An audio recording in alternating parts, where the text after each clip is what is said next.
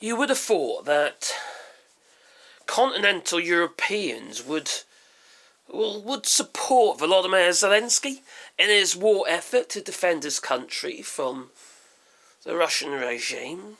You know, Putin's illegal invasion of Ukraine. You'd have thought so, wouldn't you? Unfortunately, that's not the case. No matter what this person said in a Facebook post, he says that I've not met any Europeans or heard of any Europeans that don't support Volodymyr Zelensky. It's like, you know, speaking as though he's got complete sort of unilateral support from all Europeans, but sadly that's not the case. Now, my dear wife has just been to visit our friend, and her friend and neighbour, and she's absolutely lovely, don't get me wrong. But we don't see eye and eye on political issues. Not at all. In fact, she has been completely and utterly suckered by platforms like X. She believes in all the propaganda. And she believes that Volodymyr Zelensky has been stealing aid money. Yeah, aid money for Ukraine. Yeah, stealing and buying big houses and cars, yeah, as if he could escape that kind of news. Now, we all know it's all of the bollocks, don't we?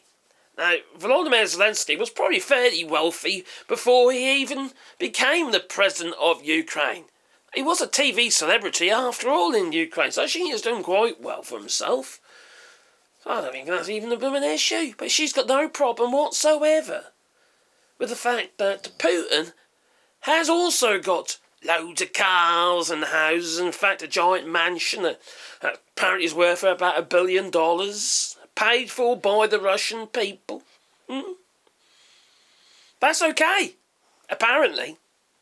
You see, it's also okay for the likes of Donald Trump. Yeah, she's also a supporter of Donald Trump and believes that he reacted in the correct way to Zelensky when Zelensky visited the White House, which I would say he did not. You see, there was a man sitting there, not wearing a suit, and then there was a suit without a man inside. Yes, Donald Trump. I don't understand for the life of me how you can't see what's blatantly slapping you straight clear in the face of what these people are really about. They are just about the money and power. And that's all we're getting from there. Donald Trump wants power. The people who have got absolutely everything, what is left? What is left? If you can buy absolutely anything you want, you know, you can even buy your missus if you like, you know, if you know what I mean. Have anything. So what is next? What's the next step? Power. Control. To be the king. Donald Trump has even referred to himself as the king. But you see, these people who are sitting in their little tiny houses, and all they are actually doing is reading through the X platform, and they get swamped with their own algorithmic, I can't even say it now. Anyway, it's been fed to her. Oh, blimey. You know, all this stuff has been fed to her. I'm not going to call it information because it's not information. It's just lies and deceit. Bollocks, basically. And she's taken it in. See, it just proves the point that we need some form of censorship. This freedom of speech is a whole load of bollocks. It's a freedom to misinform. There have to be some rules. Let's not lie, for a start. Wouldn't that be a novel idea? Just not lie? Not quite as extreme as that film Lie Liar, no, because that'd be absolutely madness. You know, you give me little white lies and stuff, you know, maybe, I don't know. No, just don't lie, alright? It'll be a lot easier. You see, it's damaging. It's damaging people and their mindsets and the way that they think and how they process information and how they push back at truth and absorb the mistruth. And they become indoctrinated,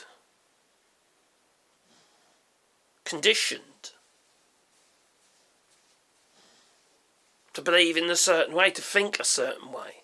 And then when they've gone that far down that old rabbit warren, there's no turning back. It's too tight. They can't turn around. No one wants to admit that they were wrong, even though they blatantly are. Now, Donald Trump on many occasions is lying and lying and lying. Well, we know he lies about the amount of money that's been given to Ukraine, about 110 billion, and he says, well, he said at one point it was 600 billion, then it says 350 billion, and then he said, oh, Christ's sake. His lies are, well, they're never the same twice anyway. Yet people still fall for it. It's madness. It is literally a cognitive dissonance. It's a Dunning-Kruger effect. You know, it's that tribalism where you're so hemmed in your little space. And the worst people are either the ones that they sit in their little groups in a pub somewhere or bar and what have you, and they're chatting amongst themselves and they've got no countering views. They're all on the same flipping page because they've all been following the same posts online. The same crap. There's no one there, no dissent, no one to break down what they're saying. Okay, if that's the case, what about this? Yeah, it says what about you, but you need a little bit of what about you so you can actually beat down the mistruths. Now, who was it that said? Leave it in the comments down below. That if you, when surrounded by lies, if you only believe the truth, at least you won't go mad. Or only speak the truth, I don't know. Who said that? Leave that in the comments down below. But anyway, let me know what you think. Have you got a friend, or an ex-friend even, because they've gone absolutely loopy, that you've tried to actually turn around and bring back on your side? Because I think our neighbour's lost. I think she's never going to come around. She's so... She hates Emmanuel Macron. You know, fair enough, it's not your political view, but her reasoning behind it makes no sense. She's loves Trump, and I wonder why, how, Putin, how, why? Because they're not. Their supply of information is corrupted. They're like a corrupt hard drive. It's never going to be fixed. No. Anyway, you tell me. Please leave it in the comments down below. If you want to watch anything, you can Patreon or buy us a coffee. But please boot the old like button, you know. Where's my dog gone? Oh, he's over there. Toodaloo.